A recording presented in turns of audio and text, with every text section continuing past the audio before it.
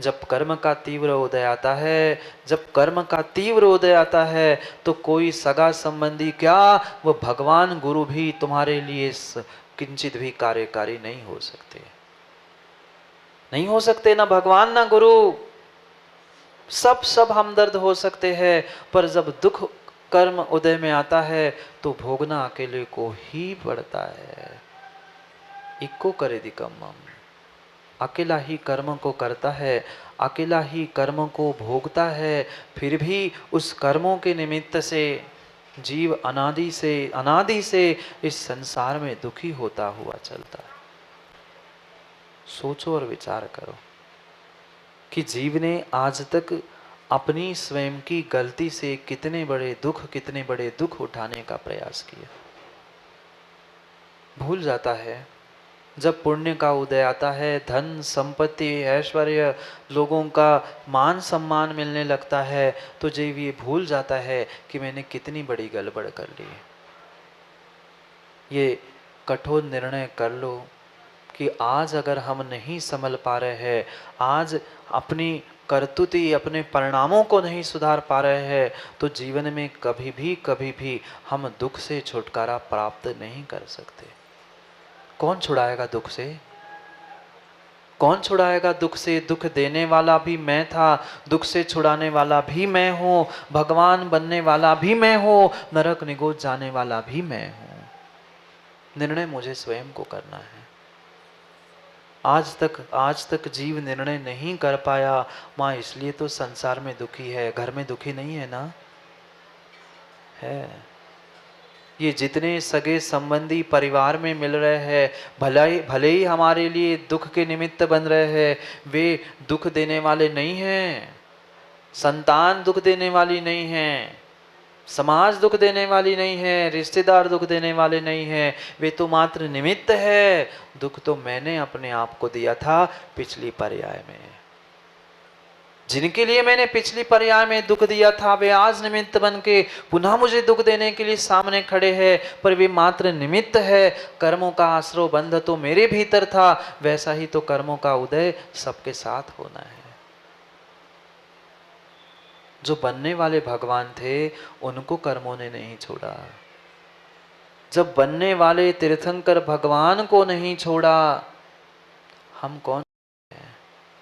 हम कौन होते हैं? हम किस खेत की मूली कहते ना, हम तो किस खेत की मूली, हम मूली भी नहीं, हम तो मामूली भी नहीं। जब तीर्थंकर भगवान को कर्मों ने नहीं छोड़ा, मुनिराजों को कर्मों ने नहीं छोड़ा, फिर श्रावकों को थोड़ा सा विचार करो, थोड़ी सी अपने आत्मा पे करुणा करके विचार करो कि मैं जो आज तक कर रहा हूं, राग द्वेष कसाय करते करते, किसी की अच्छाई किसी की बुराई, किसी की निंदा, किसी के लिए विघ्न, कहां भोगने जाओगे? यही भोगना पड़ेगा, यही भोगना पड़ेगा। ऐसे भी जीव प्रोफेसर साहब हमने देखे हैं, बिलखते हुए, तड़पते हुए, गिड़गिड़ाते हुए। कक्का वे हाथ फैला के गिड़गिड़ा रहे थे। नगर सेठ कहने वाले एक स्थान की घटना है, मंदिर के सामने ऐसे गिगिया रहे थे कि महाराज कुछ कर दो। 3 बच्चे थे, एक नहीं बचा। 3 बच्चे थे, एक भी नहीं बचा। मात्र वह विकलांग एक नाती बच्चे है, अब उसे संभालेगा कौन? बुढ़ा बुढ़िया 2 बचे। पहले शेर जैसे दहाड़ते थे, लोगों को उठा उठा के पटक पटक के फेंक देते थे। अब भोगो बेटा कर्मों के फल को। कहीं कहीं दूसरी जगह जाने की मां आवश्यकता नहीं है, इसी पर्याय में भी कर्मों का फल मिल सकता है। आदिनाथ भगवान को मिला उसी पर्याय में, उनको दूसरी पर्याय तक जाना ही नहीं पड़ा।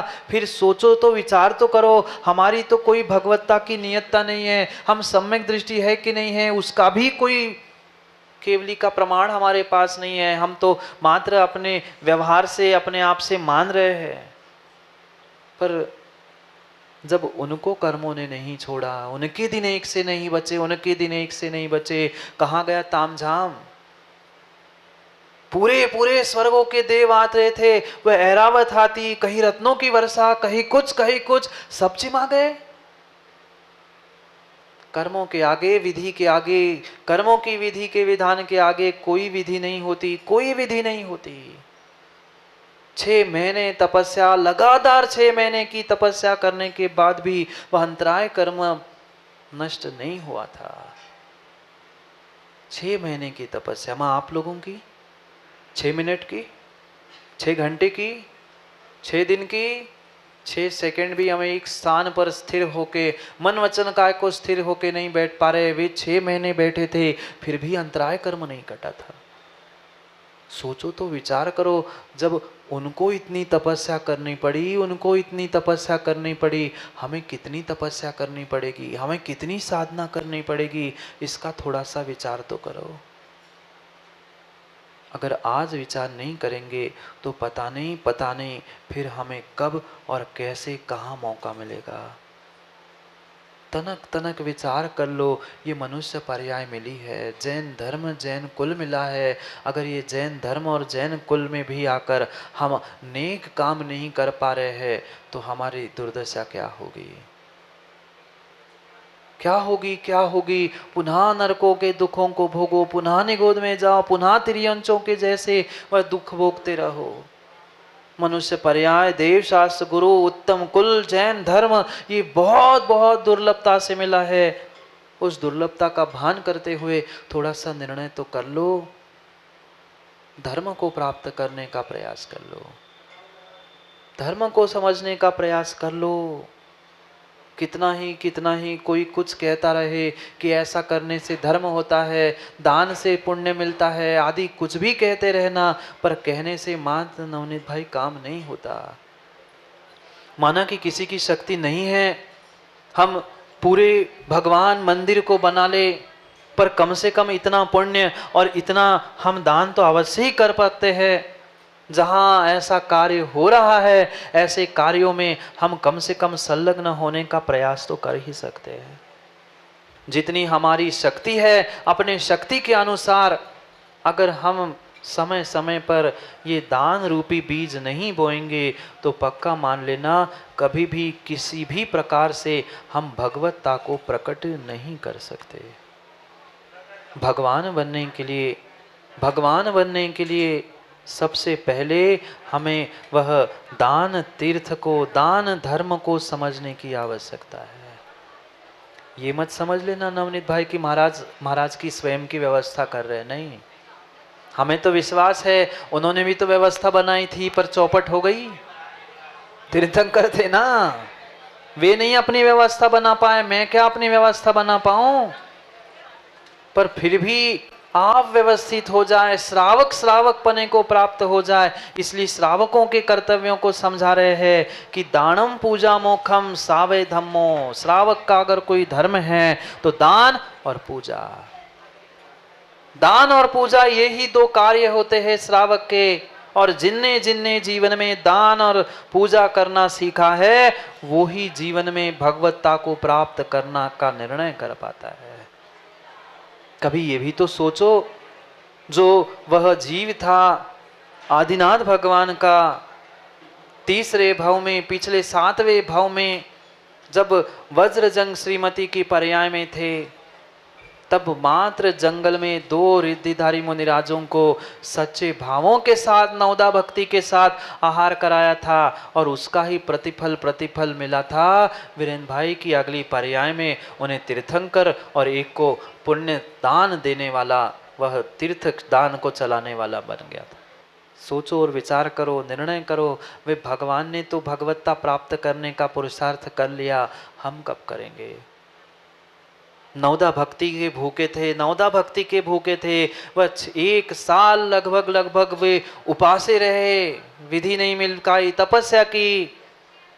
अब वह राजा श्रेयांस और राजा सोम, वे दोनों मिलकर भाइयों ने नवदा भक्ति के साथ पड़घान किया, पौरे आह्वानन किया, परिक्रमा लगाई, पाद प्रक्षालन, पूजा आदि, नमोस्तु आदि करते करते नवदा भक्ति को पूर्ण किया। जैसे ही यहाँ निर्विघ्न आहार संपन्न हुए, सब दौड़े चले आए।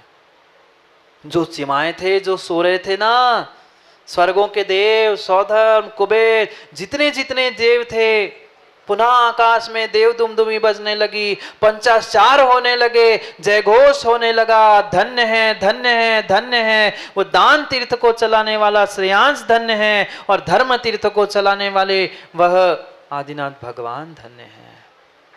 वे तो भगवान बन गए थे, भगवान बनने वाले थे, पर उससे भी वह पुण्यात्मा था, दान देने वाला। क्योंकि ये पक्का मान लेना माँ, लेने वाला कभी महान नहीं होता। महान अगर कोई होता है तो देने वाला ही होता है। लेने वाला महान नहीं होता, लेने वाला महान नहीं होता। हमेशा देने वाले के ही हाथ, जाके देख लेना चौके में, देने वाले के हाथ हमेशा ऊपर होते हैं, लेने वाले के नीचे ही होते हैं। इसलिए ये ध्यान रखना चाहिए देने वाले को भी और लेने वाले को भी, कि सबके दिन एक से नहीं होते। कभी किसी का हाथ ऊपर होता है तो कभी किसी का नीचे होता है। नीचे वाले को भी ऊपर जाना पड़ता है, ऊपर वाले को भी नीचे लाना पड़ता है। इसलिए हमें निर्णय करना होता है। समय हो गया है, भगवान निकल रहे हैं, पता नहीं कहाँ श्रेयांश और सोम खड़े हैं, पता नहीं कहाँ पड़घान मिलने वाला है। क्योंकि ये पक्का है, ये आदिनाथ भगवान का पंच कल्याणक है। इसलिए यहाँ पहले से मुकेश जी ये निर्णय करना ही पड़ता है कि पड़घान कहाँ होता है। अन्य पंच कल्याणकों में तो ये फिर भी संभव है कि भगवान विधि लेके निकल गए, जहाँ विधि मिली वहाँ पड़क गए, पर यहाँ विधि मिलनी नहीं थी, विधि तो एक ही सी मिलनी थी। इसलिए सबको पड़घान मिला ही नहीं। ये बहुत सारे लोगों की भावना थी कि भगवान का कम से कम पड़घान ही मिल जाए, पर आदिनाथ भगवान का पड़घान दूसरे को मिला ही नहीं था। अन्य भगवान के पंच कल्याणक में तो फिर भी संभव है कि अन्य श्रावकों को पड़घान मिला, पुण्य जिसका था उस राजा के यहाँ पड़घान हुआ, पर आदिनाथ भगवान के समय में आदिनाथ भगवान को किसी ने पड़घाया ही नहीं था।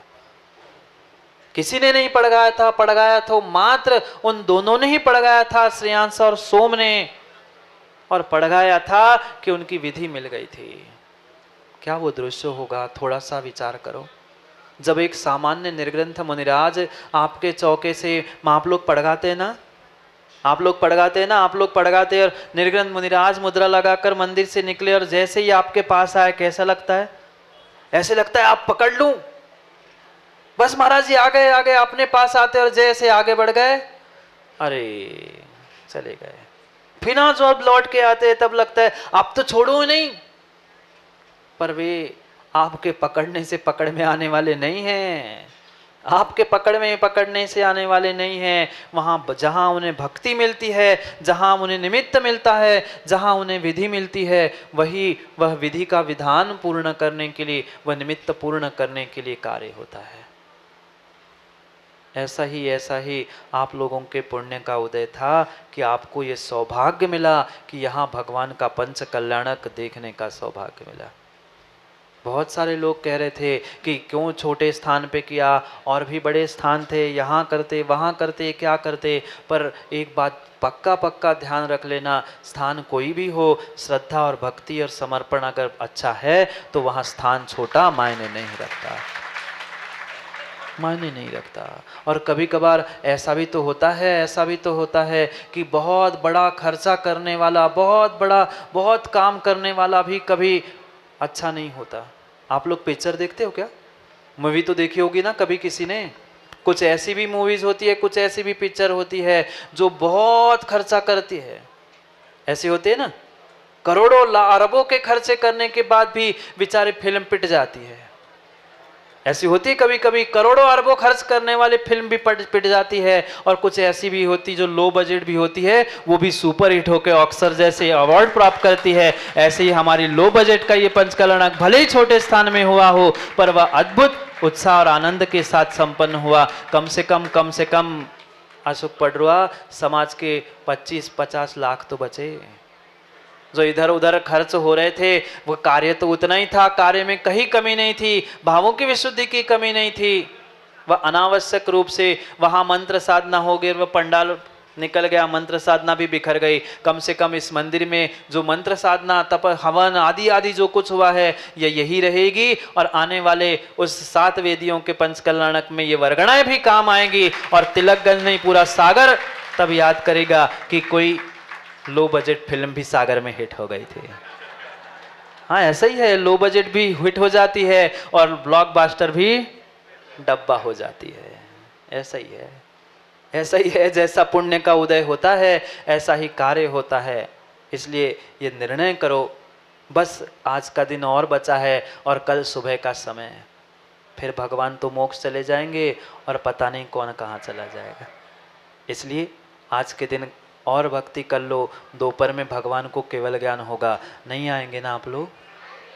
अभी तो मात्र भगवान के आहार देखना है, फिर तो भगवान के समोशरण से दिव्य ध्वनि भी सुननी है कि भगवान ने अपने दिव्य ध्वनि से जीवों के कल्याण के लिए क्या क्या उपदेश दिया, कैसे कल्याण का मार्ग भगवान ने बताया है, ये भी समझने की आवश्यकता है, उसे भी समय पे समझना है।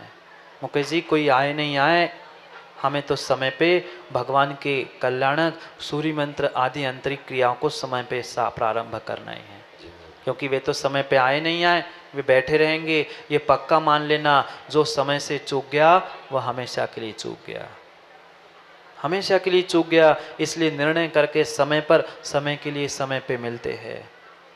भगवान भी उस विधि को खोजने के लिए निकले, और वहाँ विधि मिलने के उपरांत हम सभी भी मिलकर भगवान के उस आहार को, प्रथम पारणे को देखने के लिए पहुंचेंगे। आप लोग नहीं पहुंचेंगे ना? हमारी तो भावना यही है, जितने जीव यहाँ बैठे हैं ऐसा कोई जीव नहीं हो जो महामुनिराज को आहार ना दे। सामान्य मुनियों को दिए है, पर कोई ऐसा व्यक्ति चूके नहीं कि महामुनिराज के लिए वह आहार ना दे पाए। पर इसका अर्थ ये नहीं है, नहीं तो सिंथिल खड़ा हो जाएगा रसीद कट्टा लेके, पहले रसीद काटो तब महाराज का पड़गान मिले, पहले रसीद काटो तभी तुम्हें आहार देने मिले। वे मुनिराज के आहार पैसों में बिकते नहीं हैं, मुनिराज आहारों में बिकते नहीं हैं। सुधी श्रावक फ्री में कभी आहार देगा भी नहीं, पर कभी किसी से पैसे मांगना भी नहीं, नहीं तो कमेटी खड़ी हो जाए। कई स्थानों पे होता है कि पहले ही रिसीट लेके वे खड़े होते, महाराज को तबे आहार दो, चौका तबे लगाओ, पहले इतने हमें दो। नहीं, मुनिराज के आहार कभी बिकते नहीं हैं। सुधी श्रावक स्वयं के द्रव्य से ही आहार देता है, फ्री का आहार कभी नहीं देता। पर पैसे कभी किसी से मांगना मत, क्योंकि मुनिराज भक्ति के भूखे होते हैं। तुम्हारे पैसे धन से उन्हें कोई प्रयोजन नहीं है। मुनि को मुनि बना के रख लेना, मुनि को मुनि बना के रखना सिंथिल, मुनि मत बनाना।